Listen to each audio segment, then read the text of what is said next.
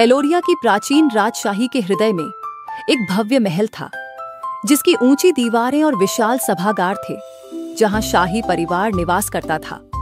राजकुमारी लीला एक साहसी और जिज्ञासु 16 वर्षीय लड़की थी, जो इस महल में अपना जीवन व्यतीत कर रही थी, जहां सेवक, कुलीनजन और अतिथि हमेशा आते रहते थे। फिर भी महल की सारी भव्यता के बावजूद कुछ ऐसा था जो हमेशा उसके मन में रहा।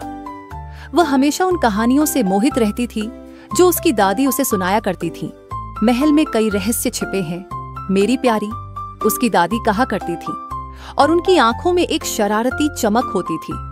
कुछ दरवाजे कभी नहीं खोलने चाहिए, और कुछ कमरे ऐसे हैं जिन्हें छूना भी नहीं चाहिए।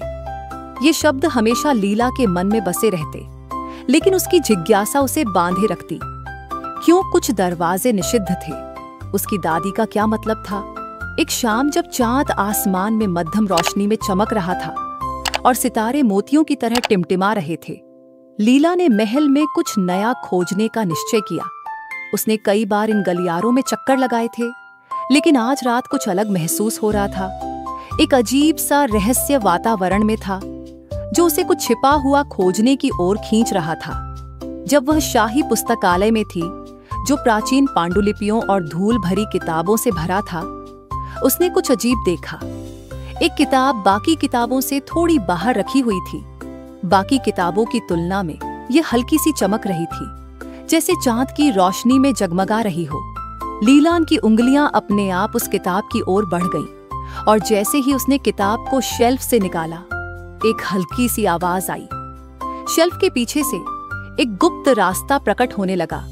दिल की धड़कन तेज हो गई। लीला ने उस रास्ते में कदम रखा, जो मध्यम रोशनी से सजा था। हवा ठंडी और बासी थी, और दीवारों से अतीत के रहस्य फुसफुसा रहे थे। वह रास्ते पर आगे बढ़ती गई, जो मुड़कर एक छोटे छिपे हुए कमरे में खुलता था। ये कमरा उसने कभी नहीं देखा था। ये प्राचीन अवशेषों, रहस्यमयी वस्तुओं और अजीब चित्रों से भरा था, जो हर पल जैसे उसे घूर रहे हों। कमरे का मुख्य आकर्षण एक प्राचीन लकड़ी का संदूक था, जिस पर कुछ ऐसे चिन्ह अंकित थे जो लीला ने पहले कभी नहीं देखे थे। जैसे ही वह संदूक के पास पहुंची, एक अजीब सी भावना उस पर छा गई। ऐसा लग रहा था जैसे संदूक स्वयं उसे खोलने के लिए प्रेरित कर रहा हो, मगर कुछ था जो उसे रोक रहा था। क्या यह महल का एक और रहस्य था? और अगर था, तो क्या वह उसे जानने के लिए तैयार थी? हालात की परवाह किए बिना लीला की जिज्ञासा हावी हो गई। उसने संदूक खोला और उसमें एक सुंदर दर्पण पाया, जिसका फ्रेम सुनहरे पत्तों से ढका हुआ था और उस पर नाजुक नक्काशी थी। दर्पण का कांच चमक रहा था, लेकिन उसमें कोई प्रतिबिंब नहीं था, न रोशनी न आकृति, बस एक खालीपन था। उसने धीरे से दर्पण को छुआ, और जैसे ही उसकी उंगलियां कांच से टकराईं, दर्पण में एक दृश्य बदल गया, जिसमें एक साए की आकृति दिखी, जो उसी कमरे में खड़ा था, परंतु बहुत कम उम्र में। अचानक कमरे में एक आवाज गूंजी, जो खामोशी को तोड़ रही थी। तुम्हें यह नहीं करना चाहिए था। लीला मुड़ी और देखा, लेकिन वहां कोई नहीं था। वह आवाज जो धीमी थी, ऐसा लग रहा था जैसे दर्पण से आ रही हो। ये बहुत ठंडी और रहस्यमयी थी, लेकिन साथ ही उसमें कुछ अजीब सी परिचित सी बात थी। उसका दिल तेजी से धड़कने लगा। ये क्या है? लीला ने खुद से फुसफुसाया, और दर्पण के पास जाकर फिर से उसे छुआ। उसने सुना था कि दर्पण में कुछ जादुई ताकत होती है, लेकिन उसने कभी नहीं सोचा था कि वह स्वयं उसमें से कुछ खोज निकालेगी। दर्पण फिर से चमका और एक नया दृश्य दिखाया। इस बार उसमें शाही परिवार के लोग एक बड़े हॉल में उत्सव मना रहे थे, लेकिन दृश्य में एक छाया जैसी आकृति पीछे छिपी हुई थी। लीला को अनायास यह सवाल उठने लगा कि यह व्यक्ति कौन था, और इसका उसके परिवार के अतीत से क्या संबंध था। जब वह फिर से दर्पण को छूने ही वाली थी, उसने बाहर से कदमों की आवाज सुनी। घबराहट में लीला ने संदूक बंद किया और जल्दी से कमरे के रास्ते से वापस भाग पड़ी। उसका दिल तेजी से धड़क रहा था, और वह पुस्तकालय में वापस पहुंची, जिसका दरवाजा धीरे से बंद हो गया। अगले दिन लीला ने तय किया कि वह उस गुप्त कमरे और दर्पण के बारे में और जानकारी प्राप्त करेगी। कई घंटों की खोज के बाद उसे उसकी दादी की एक पुरानी डायरी मिली, जो एलोरिया की रानी रह चुकी थी।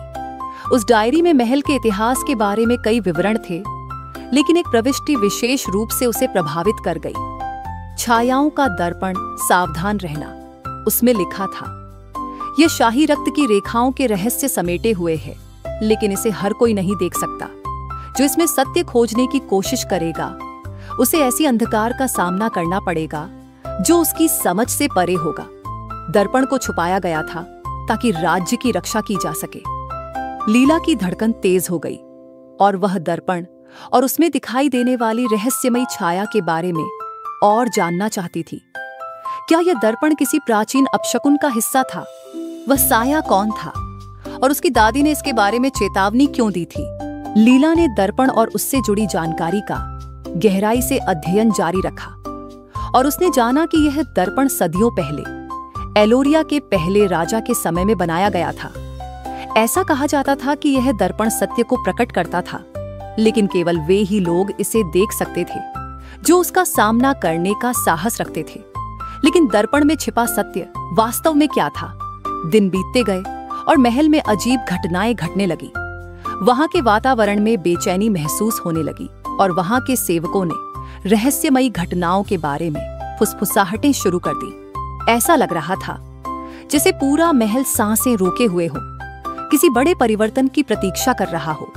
फिर एक रात जब लीला अपने कमरे में अकेली थी, दर्पण चमकने लगा। उसके अंदर का दृश्य बदल गया और उसमें शाही परिवार के सबसे अंधेरे रहस्य प्रकट होने लगे। धोखे, टूटे हुए संबंध और भूले बिसरे वादे। दर्पण में वह साया फिर से दिखाई दिया जो अब दर्पण के पास खड़ा था। उसकी आंखों में एक असाधारण तीव्रता थी। लीला का दिल तेजी से धड़कने लगा जब उसने साये को अपने मन में आवाज देते हुए सुना, तुम ही हो राजकुमारी। तुम्हें निर्णय लेना होगा कि सत्य को खोजोगी या अतीत को दफन कर दोगी। लीला ने दर्पण को घूरते हुए देखा। उसके मन में गहरी सोचें चल रही थी। उसे एहसास हुआ कि वह गुप्त कमरा, वह दर्पण और वह साया सब उसके परिवार के अतीत से जुड़े थे। एलोरिया की राजशाही एक महान परिवर्तन की कगार पर थी और वह ही एकमात्र थी जिसके पास इस रहस्य को खोलने या हमेशा के लिए दफन करने की शक्ति थी। आखिरी बार दर्पण को देखते हुए लीला ने अपने निर्णय की घोषणा की। सत्य, चाहे वह कितना भी अंधकारमय क्यों न हो, उसे उजागर करना होगा। और जैसे ही उसने एक कदम आगे बढ़ाया, उसे एहसास हुआ कि महल के रहस्य के भीतर अभी तो दरवाजा खोलने की यात्रा शुरू ही हुई थी।